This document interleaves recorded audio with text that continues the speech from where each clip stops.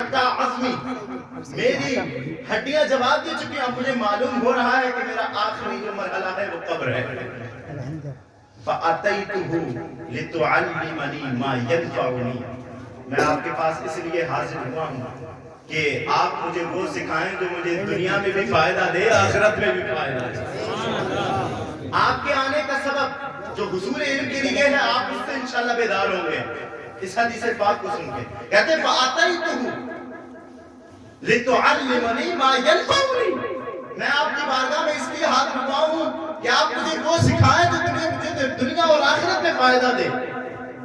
تو حضرت قبیصہ رضی اللہ تعالیٰ عنہ سے حضور نبی کریم صلی اللہ علیہ وسلم نے ارشاد فرمایا، اے قبیصہ، اگر تم حصول علم کے لیے آئے ہو، جیسا کہ آپ حضرات بیٹھے ہوئے ہیں، کہا حصول علم کے لیے آئے ہو تو علم بعد میں سکھاؤں گا، پہلے بشارت سنو کہ جو حصول علم کے لیے آتا ہے اسے اللہ کتنے انعام عطا فرماتا ہے۔ سنو، یا قبیصۃ ما مررت بشجر ولا حجر ولا مدر الا استغفر لک، اے قبیصہ، گھر سے نکلے تھے، جتنے پتھر پڑے تھے، جتنے کنکر پڑے تھے، جتنے درخت پڑے تھے، سب نے تیرے لیے دعائیں مغفرت کی ہے۔ یا قبیصۃ ما مررت بشجر ولا حجر ولا مدر الا استغفر لک، سب نے تیرے لیے دعائیں کی ہیں، چاہے وہ درخت ہو یا پتھر ہو یا کنکر ہو۔ تو پھر حصول علم کے لیے صحابہ بےتاب رہتے تھے، حضور کی بارگاہ میں حاضر رہتے تھے، اور کچھ صحابہ نے تو اپنا مشغلہ یہی بنا لیا تھا، کام کاج سب چھوڑا اور حضور کی بارگاہ میں بیٹھ گئے، جنہیں اصحاب صفہ کہا جاتا ہے۔ تو حضرت ابو ذر رضی اللہ تعالیٰ عنہ حضور کی بارگاہ میں حاضر ہوئے، حضور بیدار تھے۔ فقال، حضور نے ارشاد فرمایا، ما من عبد قال لا الہ الا اللہ ثم مات، جس شخص نے بھی لا الہ الا اللہ کہا ثم مات، پھر مر گیا، لا الہ الا اللہ، توجہ چاہوں، لا الہ الا اللہ کہا ثم مات، پھر مر گیا، علی ذالک، اس حالت میں، اسی حالت میں کہ وہ یہی کہہ رہا تھا کہ اللہ کے علاوہ کوئی معبود نہیں ہے، اسی حالت میں مر گیا۔ حضور فرماتے ہیں اب اس کا مرنا کوئی عام مرنا نہیں ہوگا، خاص ہوگا۔ کیسا خاص؟ الا دخل الجنہ، اللہ لا الہ الا اللہ کہنے کی وجہ سے اسے جنت عطا فرمائے، الا دخل الجنہ، اللہ اسے جنت عطا فرمائے گا۔ تو حضرت ابو ذر عرض کرتے قلت، میں نے کہا وَإِن زَنَا وَإِن سَرَقَ، اگرچہ وہ زنا کر بیٹھے یا چوری کر لے؟ حضور نے ارشاد فرمایا ہاں، میری بارگاہ میں آئے تو صحیح، مجھے اللہ کا رسول مانے تو صحیح، اگرچہ وہ گزشتہ زنا بھی کر چکا ہو یا چوری بھی کر چکا ہو، توبہ کر لے۔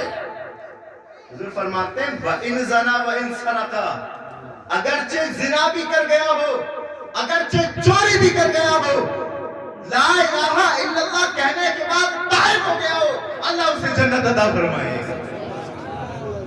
بات تو بہت بڑی تھی، زنا کوئی عام گناہ تو نہیں، گناہ کبیرہ میں ہے، اور نہ جانے کتنی گناہوں کی جڑ ہے یہ زنا، کتنے گناہوں تک پہنچاتا ہے یہ زنا، اور چوری، کسی کا مال غصب کرنا، یہ کوئی عام گناہ تو نہیں۔ حضرت قبیصہ نے دوبارہ عرض کیا حضور وَإِن زَنَا وَإِن سَرَقَ، کیا ایسا ہی ہے کہ اگر کوئی زنا کر لے اور چوری کر لے تو ایسا ہی ہوگا؟ حضور نے فرمایا وَإِن زَنَا وَإِن سَرَقَ، اگرچہ وہ ایسا ہی کرے لیکن پھر بھی اللہ جنت عطا فرمائے گا۔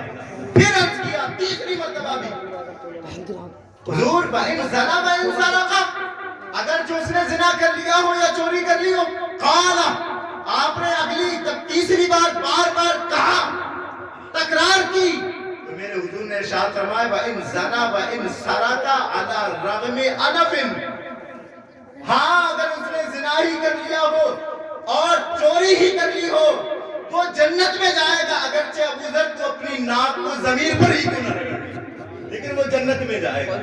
وَإِن زَنَا وَإِن سَرَقَ عَلَى رَغْمِ أَنَفٍ، ابی ذر اگر ابی ذر اپنی ناک رگڑ لے زمین میں، لیکن پھر بھی میں یہی کہوں گا کہ وہ جنت میں جائے گا۔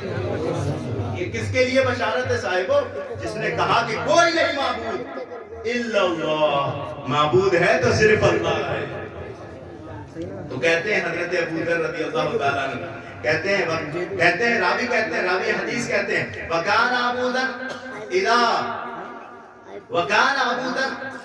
اذا حدث بهذا، جب مجھ سے اس حدیث کو روایت کیا ابو ذر نے تو فخر کے طور پر، قال تفاخر، فخر کے طور پر ابو ذر نے بار بار یہ جملہ دہرایا، یہ مسلمانوں اگرچہ ابو ذر وَإِن رَغِمَ عَنَفٍ، اگرچہ ابو ذر اپنی ناک کو بھی زمین پر رگڑ لے، لیکن پھر بھی لا الہ الا اللہ کہنے والا جنت ہی میں داخل ہے۔ سبحان اللہ۔ اور یہ حدیث متفق علیہ، یہ حدیث متفق علیہ ہے۔ اس کو امام بخاری نے بھی روایت کیا ہے، امام مسلم نے بھی روایت کیا ہے۔ تو صاحبو ہم سب کے لیے بشارت، ہمیں صرف اب کیا کرنا ہے؟ اللہ نے ہمیں دین تو دے ہی دیا، ہم پیدا ہوئے تھے، کان میں آ کے مؤذن نے کہہ دیا کہ خوش ہو جا حضور کا امتی بن کے آیا ہے، افضل امت میں پیدا ہوا ہے، خوش ہو جا۔ لیکن اب ہمیں اپنے اعمال کو درست کرنا ہے، اور انشاءاللہ اعمال کی، عقائد کی درستگی کے لیے ہر جمعے انشاءاللہ یہاں اسی جگہ پر درس قرآن کا اہتمام کیا جائے۔ جو ممبران نہیں جڑے ہیں تو رابطہ کریں ہمارے ذمہ داران حضرات سے، جناب دانش بھائی اور تسکین بھائی سے، اپنے نمبر دیں اور جڑیں اور ہر جمعے تشریف لائیں۔ کیوں؟ کیونکہ جس طرح قرآن کا پڑھنا، جو بات میں کہنے لگا ہوں طاہر چاہوں، جس طرح قرآن کا پڑھنا مسلمان کے لیے ضروری ہے، اسی طرح قرآن کا سمجھنا بھی مسلمان کے لیے ضروری ہے۔ سمجھنا بھی ضروری ہے۔ ہم پڑھتے ہیں لیکن ہم سمجھ نہیں پاتے کیونکہ ہم عجمی ہیں۔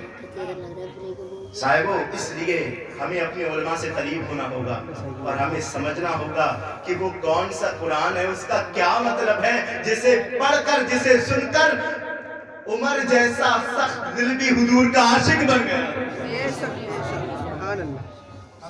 کون سا قرآن ہے وہ کہ جسے ابو جہل بھی خیمے سے کان لگا کر کے رات میں سنا کرتا تھا؟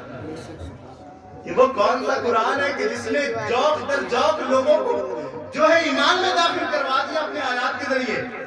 آپ سمجھیں اور آئیں انشاءاللہ۔ یہ فقیر آپ کی، میں نے ابھی عہد زندگی آپ کو سنایا ہے، انشاءاللہ آخری دم تک قرآن پاک کی خدمات کو انجام دینے کے لیے حاضر رہے گا۔ وآخر دعوانا الحمدللہ۔